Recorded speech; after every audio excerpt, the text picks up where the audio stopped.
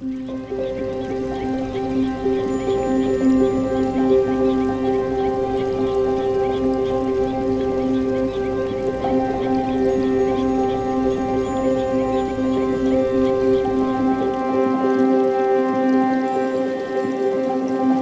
inner Gulf of Thailand.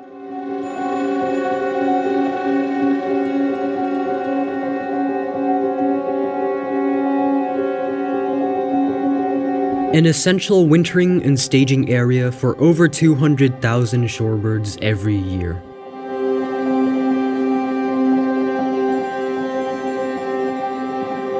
These traditional salt pans at Bak Tale host an abundance of globally threatened species.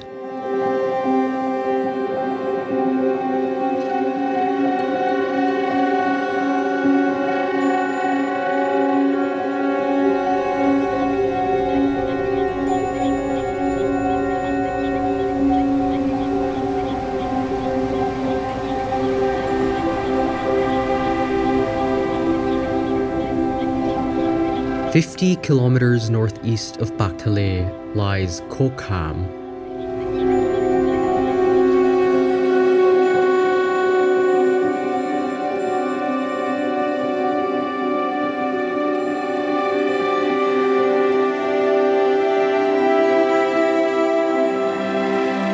The salt pans here are another important site for migratory shorebirds after their long and spectacular flights.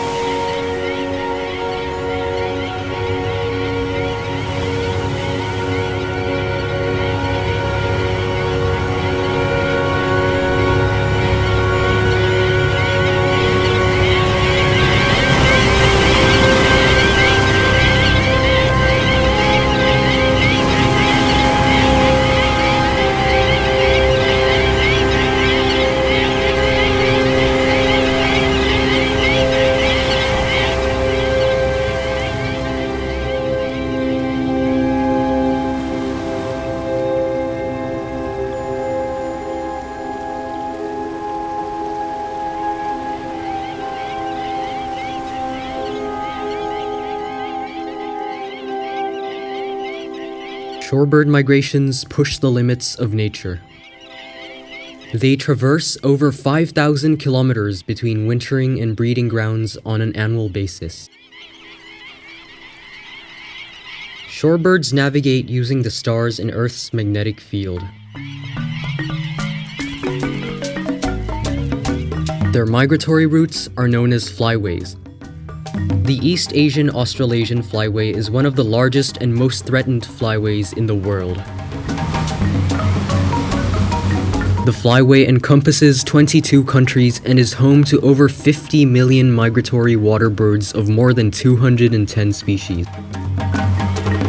It stretches from the Arctic tundras in the Russian Far East and Alaska, southwards through East and Southeast Asia, to Australia and New Zealand.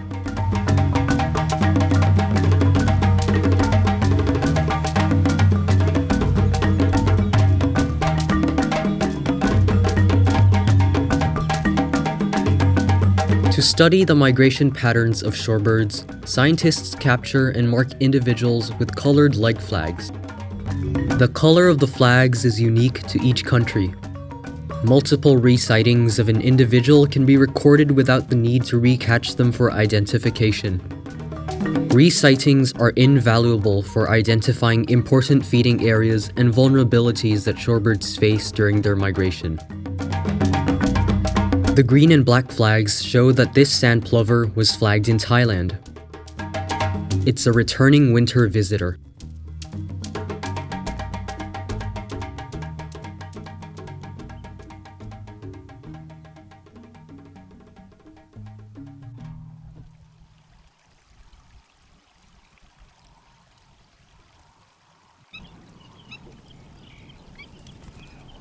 After their tireless journeys, plovers, sandpipers, and turnstones gather to rest in a shallow salt pan.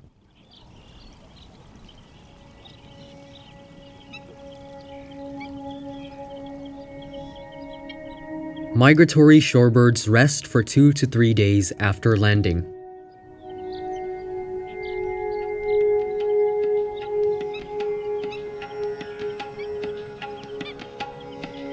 During wintering months, when they're not foraging for food, the birds enter a sleeping state to conserve energy.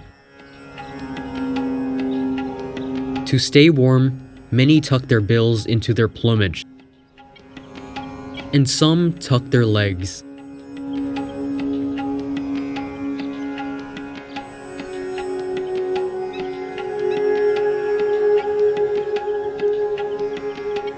On the soft, dry mud, sand plovers gather to roost. They're comfortable enough with their surroundings to lay down.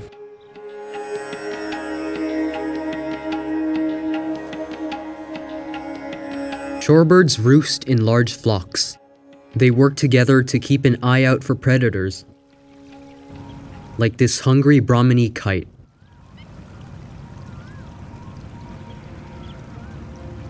Plovers.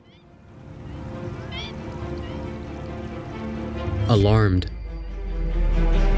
The Brahmini kite circles the sky above the salt pans.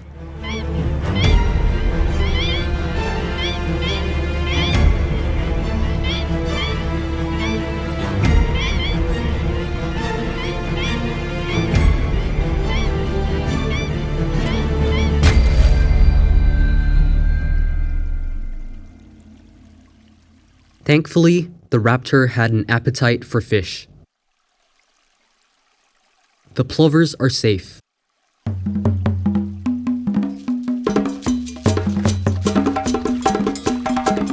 When their rest is over, it is time for a wash.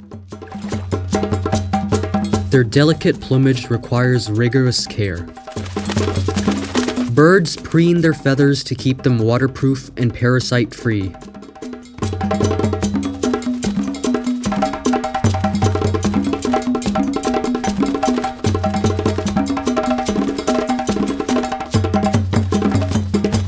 Ready for their next flight.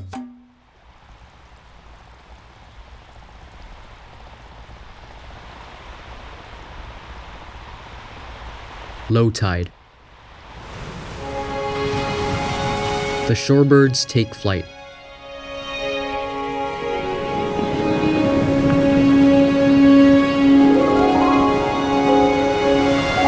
Formations of birds blanket the sky as they head out to feed in intertidal mudflats.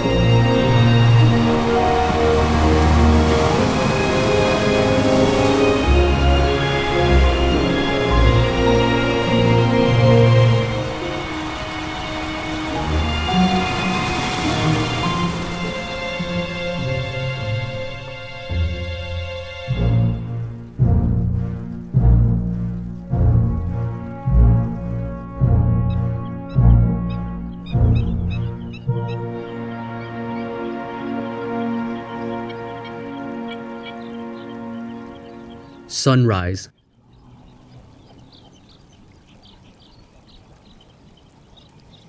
During high tide, immense flocks of shorebirds throng the surface of traditional salt pans.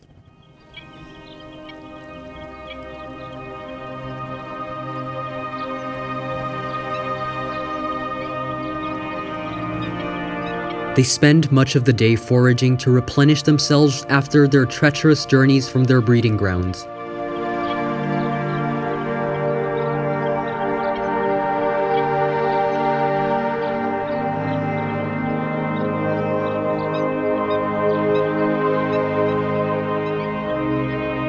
The abundance of benthic invertebrates in the salt pans are an excellent source of nutrients.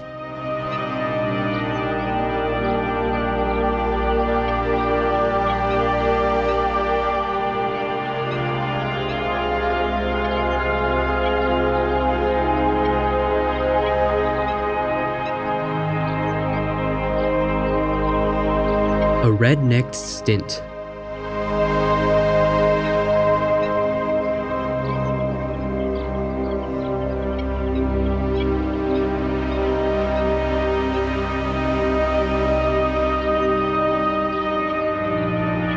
They are among the smallest shorebirds in the world.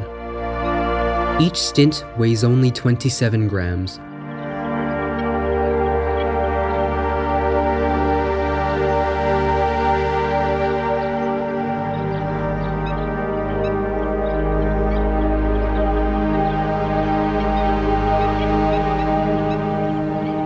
Maneuvering with their short legs in shallow water and wet mud, they use their short bill to peck, jab, and probe on the surface of the substrate.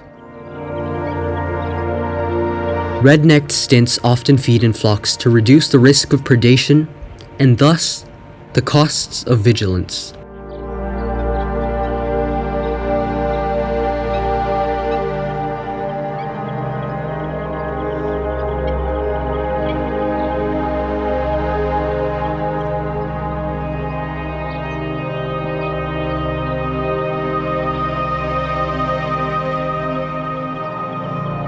In a different salt pan, a sand plover eyes its prey.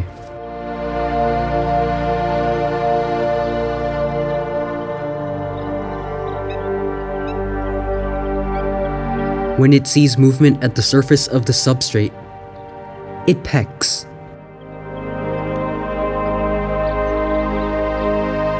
They repeat this foraging technique in a run, stop, and peck pattern.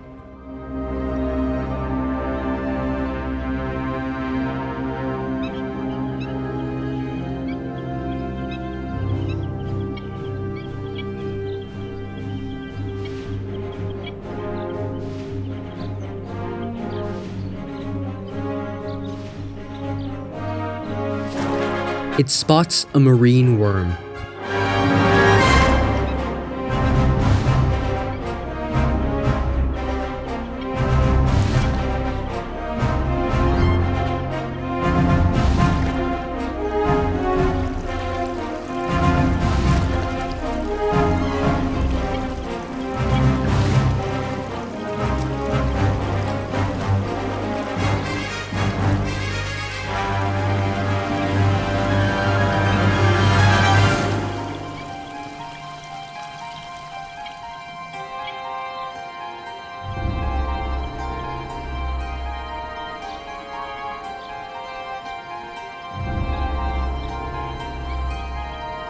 When birds feed together, there is competition for food.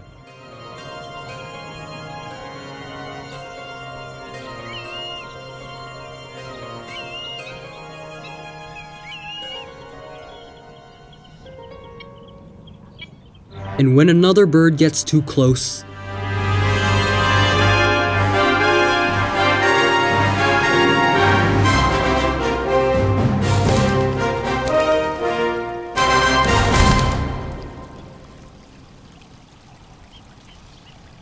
shorebird bills vary in shape and size.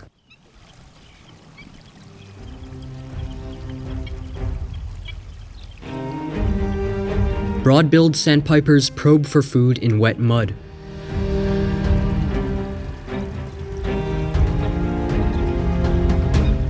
Common greenshanks peck and jab in shallow water.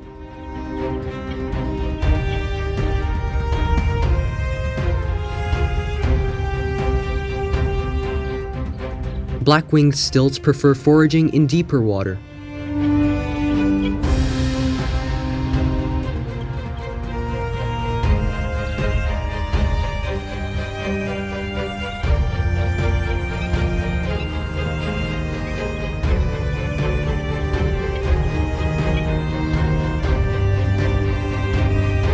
Their bill shapes are suited for different types of prey. Thus, feeding in mixed species flocks minimizes competition for food.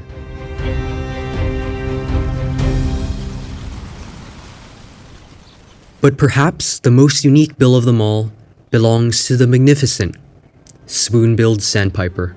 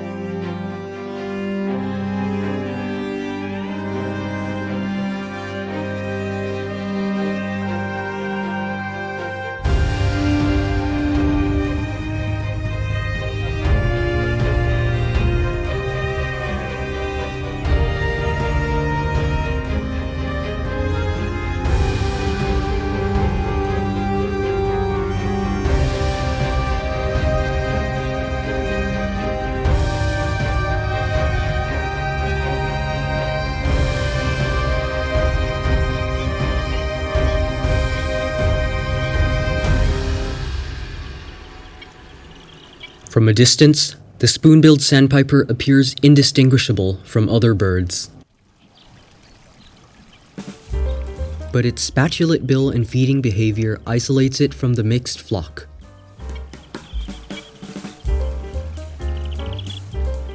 In deeper water, it pecks like most other birds.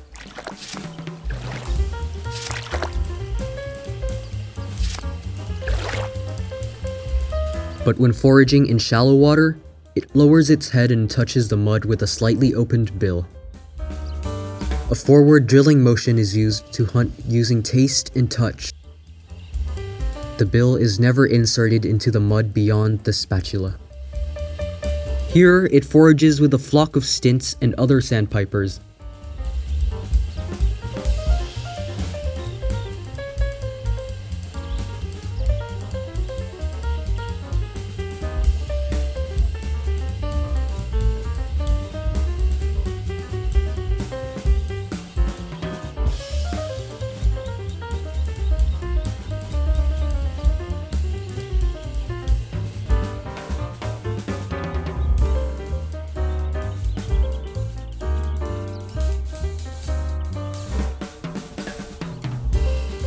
Although charismatic, the evolutionary advantage of its unique bill remains unknown.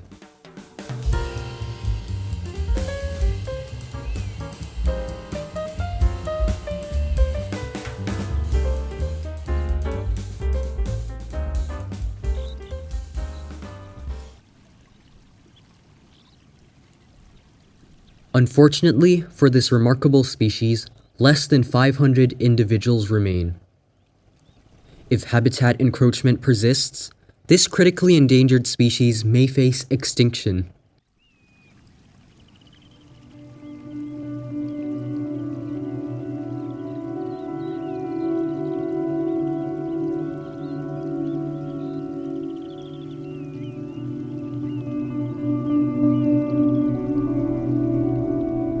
A flock of spotted greenshanks roosts in a nearby salt pan.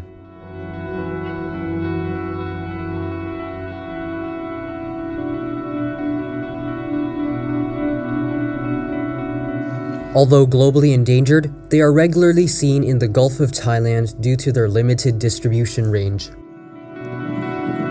Due to habitat loss, spotted greenshank populations are declining at an alarming rate. Here, we witness close to 10% of the global population of fewer than 1,500 birds.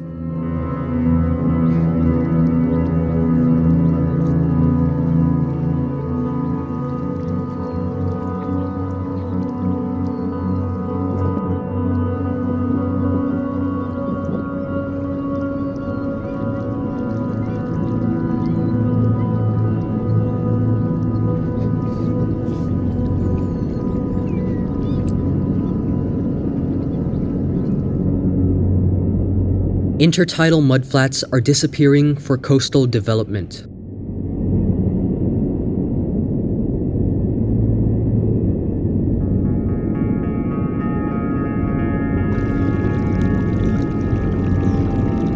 Heavy machinery and a fossil fuel facility dwarfs the fauna.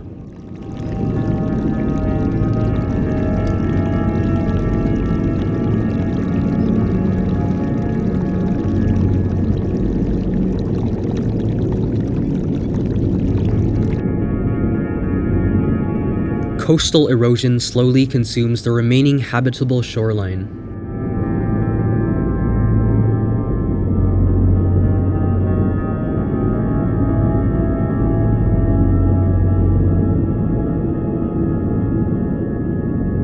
And ironically, so does mangrove reforestation.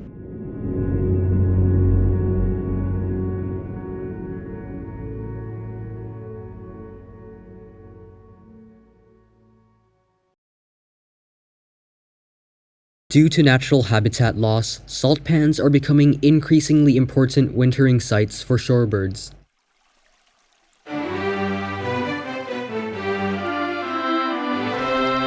Traditional salt making is an eco-friendly practice.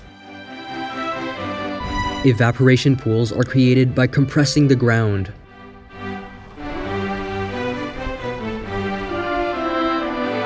Seawater is then directed into the ponds, divided into 4 stages of evaporation, with salinity levels ranging from seawater to concentrated brine. The water evaporates to the heat of the sun.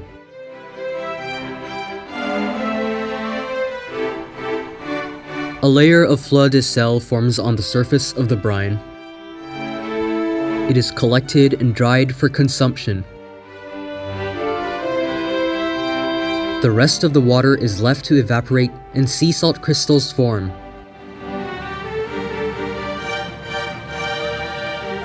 The heaps of salt are wheelbarrowed away.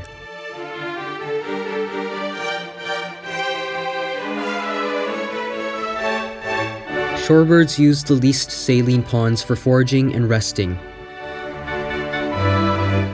where benthic fauna thrives. The biomass in each pond forms a stunning, colorful gradient. Some old evaporation ponds have been converted into semi-natural mudflats. But traditional salt making is labor-intensive, and the profit is low. Many salt makers are selling their land and changing their professions.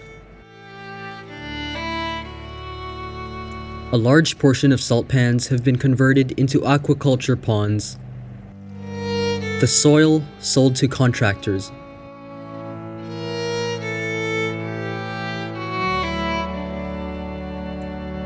Only a few salt pans remain in Kokam.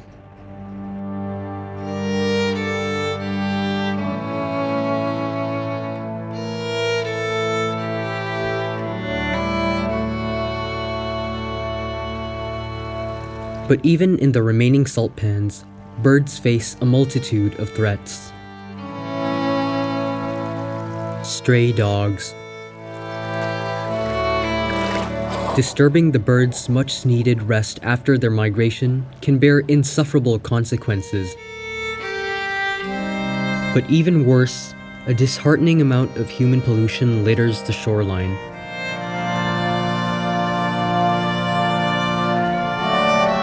On a larger scale, climate change could prove deadly for the survivability of shorebirds. Extreme weather conditions will affect their migratory flights. But for now, we must do what we can to conserve these remarkable shorebirds. For the natural environment would be impoverished without them.